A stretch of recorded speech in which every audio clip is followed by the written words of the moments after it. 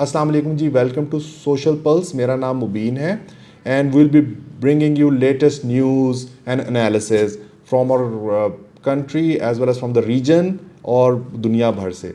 आज हम जिस इशू पे बात करेंगे वो बड़ा ही एक सिमरिंग सा एक इशू है जो पूरी दुनिया की उसको आंखें लगी हैं। वो है जो prime minister of India Modi पर एक डॉक्यूमेंट्री बीबीसी पे एयर हुई है इंग्लैंड में, द मोदी क्वेश्चन। जब से डॉक्यूमेंट्री एयर हुई है एक भूचाल आ गया है और इसमें उन्होंने बीबीसी ने मोदी का एक असल चेहरा दुनिया के सामने दिखाया है। 2002 की ये बात है, मगर इसमें फिर हमें पता चलता है कि मोदी ने किस तरह मैसेकर में एक पार्ट प्ले किया मुसलमानों के गुजरात के अंदर। इस वक्त अब इंडिया अपने आप को प्रेजेंट करता है as the largest democracy in the world, जहाँ फ्रीडम ऑफ स्पीच है, जहाँ डेमोक्रेसी है। ठीक है, इस बात में हकीकत है कि इंडिया जब से बना है it's a democratic country, but क्या उधर फ्रीडम ऑफ स्पीच है? राना अयूब एक इंटरनेशनली क्लेम सहाफ़ी हैं जिन्होंने एक बुक लिखी थी द गुजरात फाइल्स। अब उनको जिस तरह स्टेट ऑपरेशन का सामना करना पड़ा, जिस तरह उन पे अटैक होते रहे ऑनलाइन, उनकी ट्रोलिंग होती रही, बड़ी विशियस उनको रेप के थ्रेट आते रहे। ये आपको एक इंडिया का एक अलग चेहरा दिखाता है।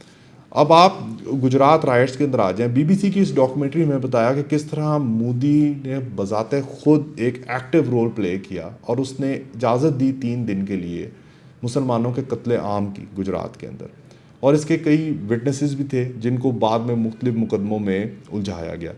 यहाँ तक कि एक इंडिया के एमपी थे कांग्रेस से इलेक्टेड, एहसान जाफरी, जिन्होंने खुद मोदी को फ़ोन किया जब उनका अपना घर अंडर अटैक आया कि उनको बचाया जाए, और मगर मोदी ने उनकी बात सुनने से इनकार कर दिया और फिर उनको भी कत्ल कर दिया गया। ना सिर्फ उनको बल्कि बेतहाशा बच्चों को, औरतों को कत्ल किया गया, रेप किया गया, बल्कि यहाँ तक कि प्रेग्नेंट औरतों को भी नहीं छोड़ा।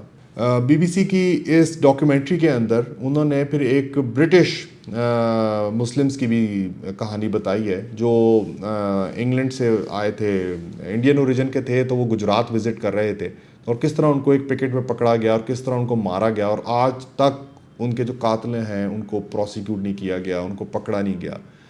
और इसमें जो ब्रिटिश गवर्नमेंट है वो ख़ुद भी रिपोर्ट्स देती रही अपनी गवर्नमेंट को, जिस पे अब ब्रिटिश हाउस ऑफ कॉमन्स में भी इस बात पे सवाल उठ रहे हैं कि किस तरह मोदी की इन्वॉल्वमेंट थी। तो अब इसके अंदर अब आपको पता चलता है कि किस तरह मोदी ने हिंदू इंतहा पसंदी को फ़रोग़ दिया, मुसलमानों को प्रोसिक्यूट किया और एक जेनोसाइड के अंदर एक एक्टिव रोल प्ले किया, और किस तरह इंडिया का मीडिया इस चीज़ पर खामोश था और एक फिर वेस्टर्न मीडिया ने जाकर इस चीज़ के ऊपर सवाल उठाया। बल्कि अब तो इंडिया में ये भी बहुत ज़्यादा हो रहा है कि जितनी भी अब इंडिया की मीडिया कंपनीज़ हैं, ये एक नया ट्रेंड इंडिया के अंदर आ गया है कि उनको डिफरेंट कॉरपोरेशंस खरीद रहे हैं। फॉर एग्जांपल एनडीटीवी जो बहुत ही एक इंडिपेंडेंट टेलीविज़न न्यूज़ चैनल था इंडिया का, उसको अदानी ने ख़रीद लिया। और अदानी कौन है? जिन पे अभी रिसेंटली एक रिपोर्ट पब्लिश हुई है अमेरिका में कि किस तरह उन्होंने स्टॉक मार्केट की मैनिपुलेशन की, उन्होंने मनी लॉन्ड्रिंग की, और उन्होंने एक जाली नंबर्स दिए जिससे उनकी स्टॉक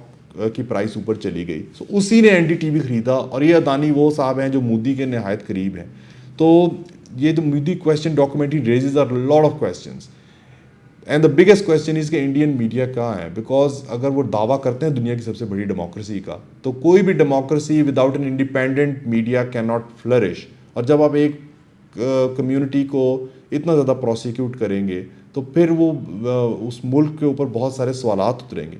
बल्कि आप सिर्फ ये गुजरात तक महदूद नहीं, इंडिया के मुजालिम कई दहाइयों से वो कश्मीरी नहत्ते मुसलमानों पर करते रहे हैं।